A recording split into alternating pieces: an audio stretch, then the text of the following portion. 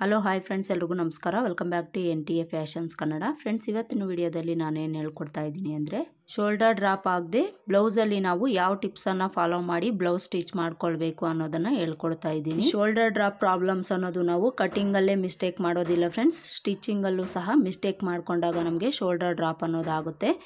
ಈ ಥರ ಪ್ರಾಬ್ಲಮ್ಸ್ ಅನ್ನೋದು ಬಿಗಿನರ್ಸು ಹೆಚ್ಚಾಗಿ ಮಾಡ್ತಾ ಇರ್ತಾರೆ.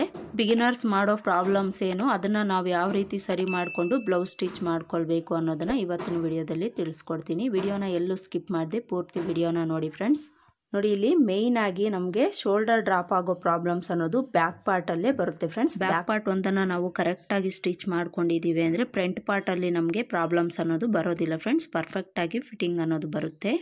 ಮೊದಲಿಗೆ ನಾವಿಲ್ಲಿ ಈ ಬ್ಯಾಕ್ ಪಾರ್ಟಲ್ಲಿ ಬಿಗಿನರ್ಸ್ ಮಾಡೋ ತಪ್ಪೇನು ಅನ್ನೋದ್ರ ಬಗ್ಗೆ ತಿಳ್ಕೊಳ್ಳೋಣ. ನೋಡಿ, ಇಲ್ಲಿ ಬ್ಯಾಕ್ ಪಾರ್ಟಲ್ಲಿ ನಾನು ಲೈನಿಂಗಲ್ಲಾಗಲಿ ಮೇನ್ ಫ್ಯಾಬ್ರಿಕಲ್ಲಾಗಲಿ ನೆಕ್ ಪಾರ್ಟನ್ನು ಕಟ್ ಮಾಡ್ಕೊಂಡಿಲ್ಲ ಫ್ರೆಂಡ್ಸ್. ಪ್ರತಿಯೊಂದು ಕಟಿಂಗ್ ವಿಡಿಯೋದಲ್ಲೂ ಸಹ ನಾನು ಹೇಳ್ತಾ ಇರ್ತೀನಿ, ನೆಕ್ ಪಾರ್ಟನ್ನು ನೀವು ಕಟ್ ಮಾಡ್ಕೊಳ್ದೆ ಸ್ಟಿಚ್ ಮಾಡ್ಕೊಳ್ಳೋವಾಗ ಕಟ್ ಮಾಡ್ಕೊಳ್ಳಿ ಅಂತ. ಈ ಥರ ನಾನು ನಿಮಗೆ ಯಾಕೆ ಹೇಳ್ತೀನಿ ಅಂತ ಈ ವಿಡಿಯೋದಲ್ಲಿ ತಿಳಿಸ್ಕೊಡ್ತೀನಿ. ನೋಡಿ, ಇದರಲ್ಲಿ ನಾನು ನೆಕ್ ಪಾರ್ಟನ್ನು ಕಟ್ ಮಾಡ್ಕೊಂಡಿಲ್ಲ. ನೆಕ್ ಪಾರ್ಟ್ ಕಟ್ ಮಾಡ್ಕೊಂಡಿರೋ ಲೈನಿಂಗನ್ನು ತಗೊಂಡು ಬಿಗಿನರ್ಸ್ ಮಾಡೋ ತಪ್ಪುಗಳೇನು ಅನ್ನೋದ್ರ ಬಗ್ಗೆ ತಿಳಿಸ್ಕೊಡ್ತೀನಿ. ಮೊದಲಿಗೆ ನೋಡಿ, ಇಲ್ಲಿ ನಾನು ಈ ಲೈನಿಂಗ್ ಪೀಸನ್ನು ತಗೊಂಡಿದ್ದೀನಿ. ಬ್ಯಾಕ್ ಪಾರ್ಟ್ನ ಪೀಸ್ ಇದು ಬೇರೆ ಒಂದು ಬ್ಲೌಸ್ನ ಲೈನಿಂಗು ಫ್ರೆಂಡ್ಸ್. ನೋಡಿ, ಇಲ್ಲಿ ನಾವು ಬ್ಲೌಸ್ ಸ್ಟಿಚ್ ಮಾಡ್ಕೊಳ್ಬೇಕಾದ್ರೆ ಲೈನಿಂಗು ಮೇನ್ ಫ್ಯಾಬ್ರಿಕನ್ನು ಅಟ್ಯಾಚ್ ಮಾಡ್ಕೊಳ್ತೀವಲ್ಲ ಫ್ರೆಂಡ್ಸ್, ಬ್ಯಾಕ್ ಪಾರ್ಟ್ನ ಈ ಥರ ಹಾಕ್ಕೊಂಡು ನಾವು ಅಟ್ಯಾಚ್ ಮಾಡ್ಕೊಳ್ತೀವಿ. ಈ ಥರ ಹಾಕ್ಕೊಳ್ಳೋವಾಗ ನೆಕ್ ಪಾರ್ಟನ್ನು ನಾವು ಕಟ್ ಮಾಡ್ಕೊಂಡಿದ್ದಾಗ ಏನು ಪ್ರಾಬ್ಲಮ್ ಮಾಡ್ತಾರೆ ಬಿಗಿನರ್ಸು ಅಂದರೆ, ಈ ಶೋಲ್ಡರ್ಸ್ ಇದೆಯಲ್ಲ ಫ್ರೆಂಡ್ಸ್, ಇಲ್ಲಿ ಶೋಲ್ಡರ್ಸ್ ಅನ್ನೋದು ಈ ಕಡೆ ಒಂದು ಆ ಕಡೆ ಒಂದು ಸ್ವಲ್ಪ ಡಿಸ್ಟೆನ್ಸ್ ಅನ್ನೋದು ಇಟ್ಕೊಂಡು ಸ್ಟಿಚ್ ಮಾಡ್ಕೊಳ್ತಾರೆ.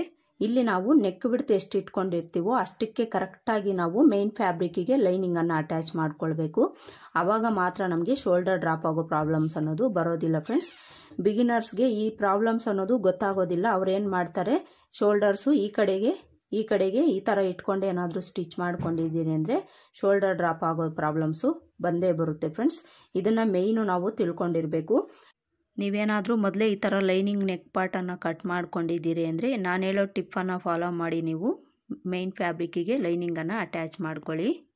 ನೋಡಿ, ಇಲ್ಲಿ ನಾವು ಮೇನ್ ಫ್ಯಾಬ್ರಿಕ್ಕು ಮಿಡಿಲ್ಗೆ ಒಂದು ನ್ಯಾಚನ್ನು ಹಾಕ್ಕೊಂಡಿರಬೇಕು. ಈ ನ್ಯಾಚಿಂದ ನಾವು ನೆಕ್ ಬಿಡ್ತನ್ನು ನಾವು ಲೈನಿಂಗಲ್ಲಿ ಎಷ್ಟಿಟ್ಟಿರ್ತೀವೋ ಅಷ್ಟಕ್ಕೆ ಈ ಕಡೆಗೆ ಆ ಕಡೆಗೆ ನಾವು ಡಿವೈಡ್ ಮಾಡಿಕೊಂಡು ಈ ಥರ ಮಾರ್ಕ್ ಮಾಡ್ಕೊಳ್ಬೇಕು. ಈ ಥರ ಮಾರ್ಕ್ ಮಾಡಿಕೊಂಡು ನಾವೆಲ್ಲಿಗೆ ಮಾರ್ಕ್ ಮಾಡ್ಕೊಂಡಿರ್ತೀವೋ ಅಲ್ಲಿಗೆ ಲೈನಿಂಗನ್ನು ಈ ಥರ ಇಟ್ಕೊಳ್ಬೇಕು. ಈ ಥರ ಇಟ್ಕೊಂಡು ನಾವು ಒಂದೆರಡು ಗುಂಡ್ಪಿನ್ಸನ್ನು ಹಾಕ್ಕೊಂಡು ಲೈನಿಂಗು ಮೇನ್ ಫ್ಯಾಬ್ರಿಕನ್ನು ಅಟ್ಯಾಚ್ ಮಾಡ್ಕೊಳ್ಬೇಕು. ನೆಕ್ ಪಾರ್ಟನ್ನು ನೀವು ಕಟ್ ಮಾಡ್ಕೊಂಬಿಟ್ಟಿದ್ದೀರಿ ಅಂದರೆ ಈ ಟಿಪ್ಪನ್ನು ಫಾಲೋ ಮಾಡಿ ನೀವು ಲೈನಿಂಗು ಮೇನ್ ಫ್ಯಾಬ್ರಿಕನ್ನು ಅಟ್ಯಾಚ್ ಮಾಡ್ಕೊಳ್ಳಿ. ಈಗ ನೆಕ್ ಪಾರ್ಟನ್ನು ಕಟ್ ಮಾಡ್ಕೊಳ್ದೇ ಇರೋ ಫ್ಯಾಬ್ರಿಕನ್ನು ನಾವು ಮೇನ್ ಫ್ಯಾಬ್ರಿಕ್ಕಿಗೆ ಯಾವ ರೀತಿ ಅಟ್ಯಾಚ್ ಮಾಡ್ಕೊಳ್ಬೇಕು ಅನ್ನೋದನ್ನು ನೋಡೋಣ. ಮೊದಲಿಗೆ ನೀವಿಲ್ಲಿ ನೆಕ್ ಪಾರ್ಟ್ ಏನು ಮಾರ್ಕ್ ಮಾಡ್ಕೊಂಡಿರ್ತೀರೋ ಅದನ್ನು ಸ್ವಲ್ಪ ಡಾರ್ಕಾಗಿ ಮಾರ್ಕ್ ಮಾಡ್ಕೊಳ್ಳಿ.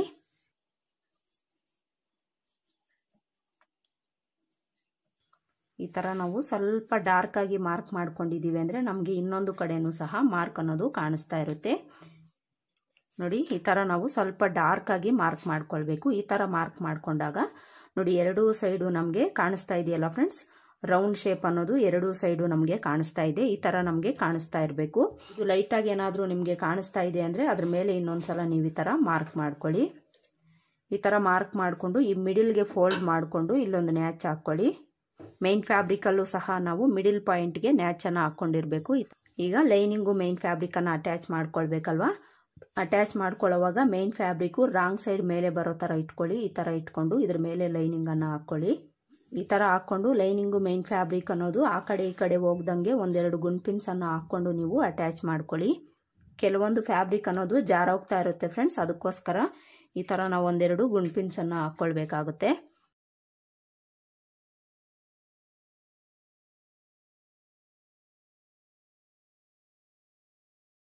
ನೋಡಿ, ಈ ಥರ ನಾವು ನೆಕ್ ಪಾರ್ಟನ್ನು ಕಟ್ ಮಾಡ್ಕೊಳ್ದೆ ಅಟ್ಯಾಚ್ ಮಾಡ್ಕೊಂಡಿದ್ದೀವಿ ಅಂದರೆ ಈ ಶೋಲ್ಡರ್ಸ್ ಅನ್ನೋದು ಈ ಕಡೆ ಆ ಕಡೆ ಹೋಗದೆ ಸ್ಟಿಪ್ ಆಗಿ ಇಲ್ಲೇ ಕೂತ್ಕೊಳ್ಳುತ್ತೆ ಫ್ರೆಂಡ್ಸ್.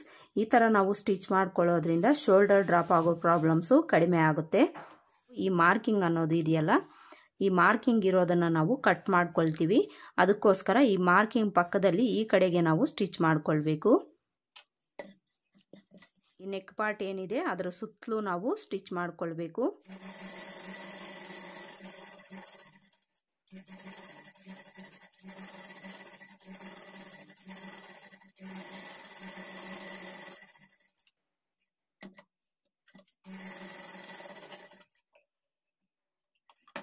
ನೋಡಿ ಈ ಥರ ಸ್ಟಿಚ್ ಮಾಡಿಕೊಂಡು ಈ ಗುಂಡ್ಪಿನ್ಸನ್ನು ನೀವು ತೆಗಿಬೇಡಿ ಫ್ರೆಂಡ್ಸ್. ಈ ಗುಂಡ್ಪಿನ್ಸನ್ನು ಇದೇ ಥರ ಇಟ್ಕೊಂಡು ಸುತ್ತಲೂ ನಾವು ಲೈನಿಂಗು ಮೇನ್ ಫ್ಯಾಬ್ರಿಕನ್ನು ಅಟ್ಯಾಚ್ ಮಾಡ್ಕೊಳ್ಬೇಕು. ನಾನು ಇಲ್ಲಿಂದ ಸ್ಟಿಚ್ ಮಾಡ್ಕೊಳ್ತೀನಿ.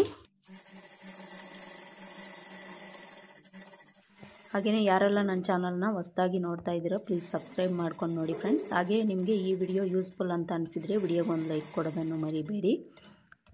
ಹಾಗೆಯೇ ಫುಲ್ ಬ್ಲೌಸ್ ಸ್ಟಿಚಿಂಗ್ ವಿಡಿಯೋಸ್ ಅನ್ನೋದು ನಾನು ತುಂಬ ಅಪ್ಲೋಡ್ ಮಾಡಿದ್ದೀನಿ ಫ್ರೆಂಡ್ಸ್. ಯಾರಿಗಾದರೂ ಬೇಕು ಅಂದರೆ ನನ್ನ ಚಾನಲನ್ನು ಒಂದ್ಸರಿ ವಿಸಿಟ್ ಮಾಡಿ ಚೆಕ್ ಮಾಡ್ಕೊಳ್ಳಿ.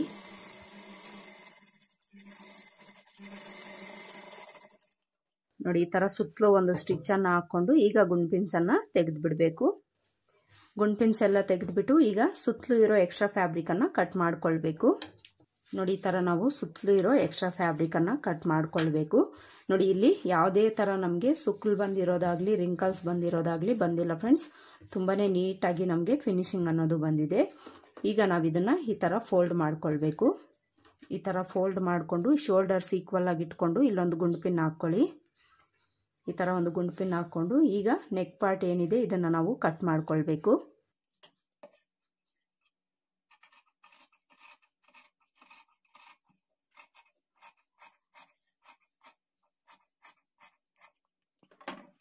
ನೋಡಿ ಫ್ರೆಂಡ್ಸ್ ಈ ಥರ ನಾವು ಕಟ್ ಮಾಡ್ಕೊಳ್ಬೇಕು. ಲೈನಿಂಗ್ ಕಟ್ ಮಾಡ್ಕೊಳ್ಳೋವಾಗ ನೆಕ್ ಪಾರ್ಟನ್ನು ಕಟ್ ಮಾಡ್ಕೊಳ್ದೆ ಈ ಥರ ನಾವು ಸ್ಟಿಚ್ ಮಾಡ್ಕೊಂಡಿದ್ದೀವಿ ಅಂದರೆ ಈ ಶೋಲ್ಡರ್ ಡ್ರಾಪ್ ಆಗೋ ಪ್ರಾಬ್ಲಮ್ಸ್ ಅನ್ನೋದು ಕಡಿಮೆ ಆಗುತ್ತೆ ಫ್ರೆಂಡ್ಸ್. ಈ ಟಿಪ್ಸನ್ನು ಫಾಲೋ ಮಾಡಿ. ಈಗ ನಾನು ಬ್ಯಾಕ್ ಪಾರ್ಟ್ ಡಾಟ್ ಯಾವ ರೀತಿ ಸ್ಟಿಚ್ ಮಾಡ್ಕೊಳ್ಳೋದು ಹಾಗೆಯೇ ಸೊಂಟದ ಪಟ್ಟಿ ಯಾವ ರೀತಿ ನಾವು ಸ್ಟಿಚ್ ಮಾಡ್ಕೊಳ್ಳೋದು ಅನ್ನೋದನ್ನು ತೋರಿಸ್ತೀನಿ. ನೋಡಿ ಈ ಡಾಟು ನಾವು ಎಲ್ಲಿಗೆ ಮಾರ್ಕ್ ಮಾಡ್ಕೊಂಡಿರ್ತೀವೋ ಅಲ್ಲಿಗೆ ಈ ಥರ ಫೋಲ್ಡ್ ಮಾಡ್ಕೊಳ್ಬೇಕು. ಈ ಥರ ಫೋಲ್ಡ್ ಮಾಡಿಕೊಂಡು 1/2 ಇಂಚ್ ಮಾರ್ಜಿನನ್ನು ಇಟ್ಕೊಂಡು ನಾವು ಡಾಟನ್ನು ಸ್ಟಿಚ್ ಮಾಡ್ಕೊಳ್ಬೇಕು.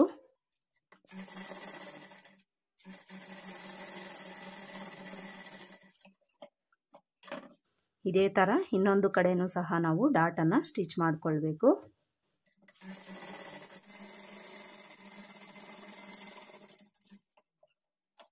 ನೋಡಿ ಇಲ್ಲಿ ನಾನು ಡಾಟು ಸಹ ಸ್ಟಿಚ್ ಮಾಡ್ಕೊಂಡಾಯಿತು. ಎರಡೂ ಸೈಡು ನಾನು ಡಾಟನ್ನು ಸ್ಟಿಚ್ ಮಾಡ್ಕೊಂಡಾಯಿತು. ಈಗ ಇದಕ್ಕೆ ಸೊಂಟದ ಪಟ್ಟಿಯನ್ನು ಸ್ಟಿಚ್ ಮಾಡ್ಕೊಳ್ಬೇಕು. ಸೊಂಟದ ಪಟ್ಟಿಗೆ ನಾನಿಲ್ಲಿ 1.5 ಇಂಚ್ ಅಗಲದ ಫ್ಯಾಬ್ರಿಕನ್ನು ತಗೊಂಡಿದ್ದೀನಿ. ನೀವು ಬೇಕಿದ್ರೆ 2 ಇಂಚು ತಗೊಳ್ಬೋದು. ನನಗೆ ಕ್ಲಾತ್ ಕಡಿಮೆ ಇದ್ದಿದ್ದರಿಂದ ನಾನಿಲ್ಲಿ 1.5 ಇಂಚ್ ಅಗಲನ ತಗೊಂಡಿದ್ದೀನಿ. ಇದನ್ನು ನಾವು ಮೊದಲಿಗೆ 1/4 ಇಂಚು ಇಲ್ಲ 1/2 ಇಂಚು ಈ ಥರ ಫೋಲ್ಡ್ ಮಾಡಿಕೊಂಡು ಸ್ಟಿಚ್ ಮಾಡ್ಕೊಳ್ಬೇಕು. ನಾನಿಲ್ಲಿ 1/4 ಇಂಚಷ್ಟು ಫೋಲ್ಡ್ ಮಾಡಿಕೊಂಡು ಸ್ಟಿಚ್ ಮಾಡ್ಕೊಳ್ತೀನಿ ಫ್ಯಾಬ್ರಿಕ್ ಕಡಿಮೆ ಇರೋದ್ರಿಂದ. ನೀವು 2 ಇಂಚ್ ಏನಾದರೂ ತಗೊಳ್ಳೋದಾದರೆ ನೀವು 1 ಇಂಚು ಇಲ್ಲ 1/2 ಇಂಚ್ವರೆಗೂ ಫೋಲ್ಡ್ ಮಾಡಿ ಸ್ಟಿಚ್ ಮಾಡ್ಕೊಳ್ಬೋದು.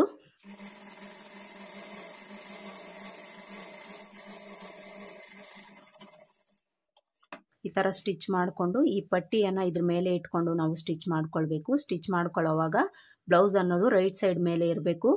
ಈ ಪಟ್ಟಿಯಲ್ಲಿ ಕೂಳೆ ಅನ್ನೋದು ಮೇಲೆ ಇರಬೇಕು. ಈ ಥರ ಇಟ್ಕೊಂಡು ನಾವು ಸ್ಟಿಚ್ ಮಾಡ್ಕೊಳ್ಬೇಕು.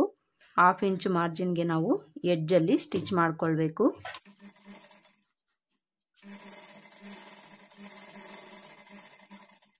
ಈ ಡಾಟ್ವರೆಗೂ ಸ್ಟಿಚ್ ಮಾಡ್ಕೊಂಡು ಬಂದು ಇಲ್ಲಿ ಒಂದು ಸಣ್ಣ ಫ್ರಿಲ್ಲನ್ನು ಇಟ್ಕೊಳ್ಳಿ. ಈ ಡಾಟ್ ಹತ್ರ ಈ ಥರ ಫ್ರಿಲ್ ಇಟ್ಕೊಂಡು ಸ್ಟಿಚ್ ಮಾಡ್ಕೊಳ್ಳೋದ್ರಿಂದ ಫಿನಿಶಿಂಗ್ ಅನ್ನೋದು ನಮಗೆ ನೀಟಾಗಿ ಬರುತ್ತೆ ಫ್ರೆಂಡ್ಸ್. ಅದಕ್ಕೋಸ್ಕರ ಈ ಥರ ಒಂದು ಸಣ್ಣದಾಗಿ ಫ್ರಿಲ್ಲನ್ನು ಇಟ್ಕೊಂಡು ಸ್ಟಿಚ್ ಮಾಡ್ಕೊಳ್ಳಿ.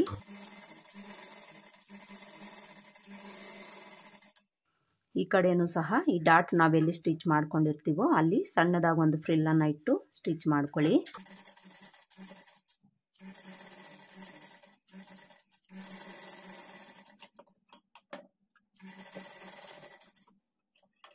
ಈ ಥರ ಸ್ಟಿಚ್ ಮಾಡಿಕೊಂಡು ಈಗ ಈ ಸೊಂಟದ ಪಟ್ಟಿಯನ್ನು ಈ ಥರ ಓಪನ್ ಮಾಡಿಕೊಂಡು ಈ ಪಟ್ಟಿ ಮೇಲೆ ಎಡ್ಜ್ಗೆ ಒಂದು ಕಿನಾರಿ ಸ್ಟಿಚ್ ಹಾಕ್ಕೊಳ್ಬೇಕು.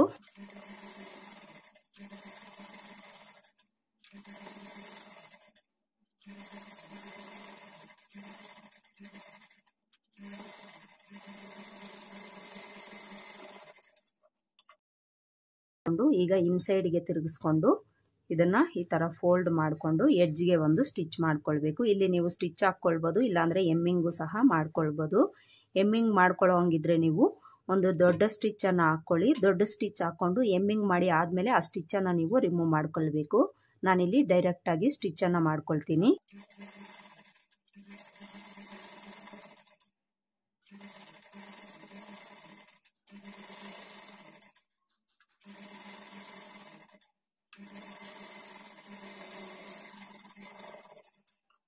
ಈಗ ರೈಟ್ ಸೈಡ್ಗೆ ತಿರುಗಿಸ್ಕೊಂಡು ಈ ಕಡೆ ಆ ಕಡೆ ನಿಮಗೆ ಎಕ್ಸ್ಟ್ರಾ ಏನಾದರೂ ಇದ್ದರೆ ಅದನ್ನು ಈ ಥರ ಕಟ್ ಮಾಡ್ಕೊಳ್ಳಿ. ಈ ಥರ ನೀವು ಸೊಂಟದ ಪಟ್ಟಿಗೆ ಸ್ಟಿಚ್ ಮಾಡ್ಕೊಳ್ಬೋದು, ಇಲ್ಲಾಂದರೆ ನೀವು ಎಮ್ಮಿಂಗು ಸಹ ಮಾಡ್ಕೊಳ್ಬೋದು ಫ್ರೆಂಡ್ಸ್. ನೋಡಿ ಈ ಥರ ನಾವು ಡಾಟ್ ಸ್ಟಿಚ್ ಮಾಡಿಕೊಂಡು ಸೊಂಟದ ಪಟ್ಟಿಯನ್ನು ಸ್ಟಿಚ್ ಮಾಡ್ಕೊಂಡು ಆದಮೇಲೆ ನಮಗೆ ನೋಡಿ ಶೋಲ್ಡರ್ಸ್ ಅನ್ನೋದು ಆಟೋಮೆಟಿಕ್ಕಾಗಿ ಸ್ವಲ್ಪ ನಮಗೆ ಈ ಕಡೆ ಬರುತ್ತೆ ಫ್ರೆಂಡ್ಸ್. ಇದೇನಾದರೂ ನಾವು ಮೊದಲೇನೆ ಈ ಕಡೆ ಆ ಕಡೆ ಇಟ್ಕೊಂಡಿದ್ದೀವಿ ಅಂದರೆ ಇನ್ನೂ ನಮಗೆ ಈ ಕಡೆ ಜಾಸ್ತಿ ಹೋಗಿ ನಮಗೆ ಶೋಲ್ಡರ್ ಡ್ರಾಪ್ ಆಗೋ ಪ್ರಾಬ್ಲಮ್ಸ್ ಅನ್ನೋದು ಬರ್ತಾ ಇರುತ್ತೆ. ಮೇಯ್ನಾಗಿ ಬಿಗಿನರ್ಸು ಈ ಥರ ತಪ್ಪುಗಳನ್ನು ಮಾಡ್ತಾ ಇರ್ತಾರೆ. ಈ ಥರ ತಪ್ಪುಗಳನ್ನು ಮಾಡದೆ ನೀವು ಬ್ಲೌಸ್ ಸ್ಟಿಚ್ ಮಾಡ್ಕೊಂಡಿದ್ದೀರಿ ಅಂದರೆ ನಿಮಗೆ ಶೋಲ್ಡರ್ ಡ್ರಾಪ್ ಆಗೋ ಪ್ರಾಬ್ಲಮ್ಸ್ ಅನ್ನೋದು ಖಂಡಿತ ಬರೋದಿಲ್ಲ ಫ್ರೆಂಡ್ಸ್. ನಾನು ಹೇಳ್ಕೊಟ್ಟಿರೋ ಈ ಟಿಪ್ಪನ್ನು ನೀವು ಫಾಲೋ ಮಾಡಿಕೊಂಡು ಬ್ಲೌಸ್ ಸ್ಟಿಚ್ ಮಾಡ್ಕೊಳ್ಳಿ ಫ್ರೆಂಡ್ಸ್. ಶೋಲ್ಡರ್ ಡ್ರಾಪ್ ಆಗೋ ಪ್ರಾಬ್ಲಮ್ಸು ಬರೋದಿಲ್ಲ, ಹಾಗೆಯೇ ಫಿನಿಶಿಂಗು ಸಹ ನಿಮಗೆ ನೀಟಾಗಿ ಬರುತ್ತೆ. ಈ ಟಿಪ್ಪನ್ನು ಫಾಲೋ ಮಾಡಿಕೊಂಡು ನೀವು ಬ್ಲೌಸ್ ಸ್ಟಿಚ್ ಮಾಡಿಕೊಂಡ್ರು ನಿಮಗೆ ಶೋಲ್ಡರ್ ಡ್ರಾಪ್ ಆಗ್ತಾ ಇದೆ ಅಂದರೆ ಈ ನೆಕ್ ಪಾರ್ಟಲ್ಲಿ ನೀವು ಫ್ರಂಟ್ ಪಾರ್ಟಲ್ಲಿ ಬ್ಯಾಕ್ ಪಾರ್ಟಲ್ಲಿ ಕಟ್ ಮಾಡಿಕೊಂಡು ನೀವು ಶೋಲ್ಡರ್ ಜಾಯಿಂಟ್ ಮಾಡ್ಕೊಂಡಿದ್ದೀರಿ ಅಂದರೆ ಇದರಲ್ಲೂ ಸಹ ನಿಮಗೆ ಶೋಲ್ಡರ್ ಡ್ರಾಪ್ ಆಗೋ ಪ್ರಾಬ್ಲಮ್ಸ್ ಅನ್ನೋದು ಕಡಿಮೆ ಆಗುತ್ತೆ ಫ್ರೆಂಡ್ಸ್. ನೋಡಿದ್ರಲ್ಲ ಇವತ್ತಿನ ವಿಡಿಯೋದಲ್ಲಿ ಶೋಲ್ಡರ್ ಡ್ರಾಪ್ ಆಗೋ ಪ್ರಾಬ್ಲಮ್ಸ್ಗೆ ಬಿಗಿನರ್ಸ್ ಮಾಡೋ ತಪ್ಪೇನು ಅದನ್ನು ನಾವು ಯಾವ ರೀತಿ ಸರಿ ಮಾಡಿಕೊಂಡು ಬ್ಲೌಸ್ ಸ್ಟಿಚ್ ಮಾಡ್ಕೊಳ್ಬೇಕು ಅನ್ನೋದನ್ನು ಹೇಳ್ಕೊಟ್ಟಿದ್ದೀನಿ ಫ್ರೆಂಡ್ಸ್. ಈ ಟಿಪ್ಪು ನಿಮಗೆ ಯೂಸ್ಫುಲ್ ಅಂತ ಅನಿಸಿದರೆ ವಿಡಿಯೋ ಒಂದು ಲೈಕ್ ಕೊಡೋದನ್ನು ಮರಿಬೇಡಿ. ಮತ್ತೆ ಸಿಗೋಣ ಮುಂದಿನ ವಿಡಿಯೋದಲ್ಲಿ. ಅಲ್ಲಿವರೆಗೂ ನಮಸ್ಕಾರ. Thanks for watching.